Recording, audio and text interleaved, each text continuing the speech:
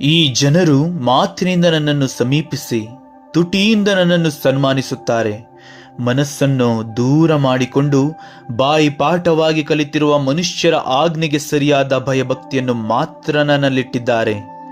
ಯೆಶಾಯ 29ನೇ ಅಧ್ಯಾಯ 13ನೇ ವಾಕ್ಯ. ಒಬ್ಬ ವ್ಯಕ್ತಿಗೆ ಉತ್ತಮವಾದ ಕೆಲಸ ದೊರೆತಿತ್ತು. ಏನೆಂದರೆ, ಒಬ್ಬ ತಾತನನ್ನು ಬೆಳಿಗ್ಗೆ ಮತ್ತು ಸಂಜೆ ವೀಲ್ಚೇರ್ನಲ್ಲಿ ಕೂರಿಸಿ ನಗರವನ್ನು ಸುತ್ತಿಸಿ ಕರೆದುಕೊಂಡು ಬರುವ ಕೆಲಸ. ಇವನಿಗೆ ಕೈತುಂಬ ಸಂಬಳ ದೊರೆಯುತ್ತಿತ್ತು.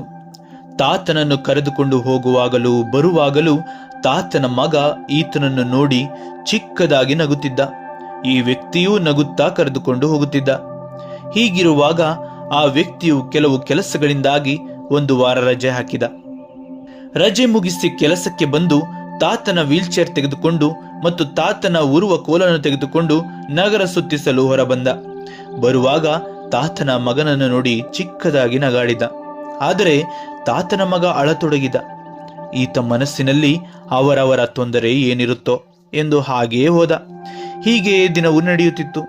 ತಿಂಗಳು ಪೂರ್ಣಗೊಂಡ ನಂತರ ಆ ವ್ಯಕ್ತಿ ತಾತನ ಮಗನ ಬಳಿ ಸಂಬಳಕ್ಕಾಗಿ ನಿಂತು, ಸರ್, ಈ ತಿಂಗಳ ಸಂಬಳ ಎಂದ. ಅದಕ್ಕೆ ತಾತನ ಮಗ, ಏನ್ ಕೆಲಸ ಮಾಡಿದ್ದೆ ಸಂಬಳ ಕೊಡೋಕೆ ಎಂದ. ಅದಕ್ಕೆ ಆ ವ್ಯಕ್ತಿ, ದಿನ ವೀಲ್ಚೇರ್ ತಗೊಂಡು ನಗರ ಸುತ್ತಿಸಿ ಬರ್ತಿದ್ದೀನಲ್ಲ ಸಾರ್ ಎಂದ. ಅದಕ್ಕೆ ತಾತನ ಮಗ, ನಿನಗೆ ಸಂಬಳ ಕೊಡ್ತಿರೋದು ನನ್ನ ತಂದೆಯನ್ನು ನಗರ ಸುತ್ತಿಸಿ ಕರೆತರಲು, ವೀಲ್ಚೇರ್ ಸುತ್ತಿಸಿ ಕರೆತರಲು ಅಲ್ಲ. ಇಷ್ಟು ದಿನ ನಾನು ಅನ್ಕೊಂಡೆ ನನ್ನ ತಂದೆಯನ್ನು ಮರೆಯೋಕ್ಕಾಗದೆ ಈ ರೀತಿ ಮಾಡ್ತಿದ್ದೀಯಾ ಅಂತ ಹೇಳಿ ಅವನನ್ನು ಕೋಪದಿಂದ ಮನೆಯಿಂದ ಹೊರಹಾಕಿದ. ಏಕೆಂದರೆ ಆ ತಾತ ಇವನು ರಜೆ ಹಾಕಿದಾಗಲೇ ತೀರಿ ಹೋಗಿದ್ದರು.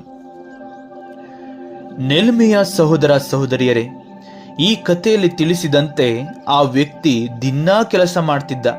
ಆದರೆ ಆತನ ಯಾವ ಕೆಲಸಕ್ಕೆ ಸಂಬಳ ಕೊಡ್ತಿದ್ದಾರೆ ಎಂಬುದನ್ನು ಅರಿಯದೆ ವೀಲ್ಚೇರ್ ತಳ್ಳಲು ಸಂಬಳ ಕೊಡ್ತಿದ್ದಾರೆ ಎಂದು ಭಾವಿಸಿ ನಿಷ್ಠೆಯಿಂದ ಕೆಲಸ ಮಾಡ್ತಿದ್ದ. ಇದರಿಂದ ಅವನಿಗೆ ಸಂಬಳ ದೊರೆಯುತ್ತೆ? ಇಲ್ಲ. ಹಾಗೆಯೇ ಈ ಲೋಕದಲ್ಲಿ ಧರ್ಮ ಜಾತಿಗಳ ಹೆಸರಿನಲ್ಲಿ ಮಾಡಿಕೊಂಡ ಆಜ್ಞೆಗಳನ್ನು ನಿಷ್ಠೆಯಿಂದ ಮಾಡುವುದರಿಂದ ನಾವು ದೇವರಿಂದ ದೊರೆಯುವ ಮುಕ್ತಿಯನ್ನು ಅಥವಾ ನಿತ್ಯ ಜೀವವನ್ನು ಪಡೆಯುವುದಿಲ್ಲ.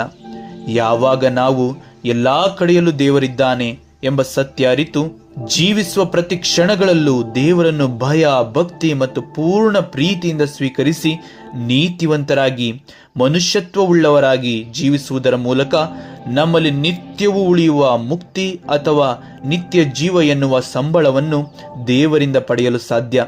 ಹಾಗಾಗಿ ಸತ್ಯ ಅರಿತು ನಿಷ್ಠೆಯಿಂದ ಬದುಕೋಣ. ಜೈ ಯೇಸು ಕ್ರಿಸ್ತ.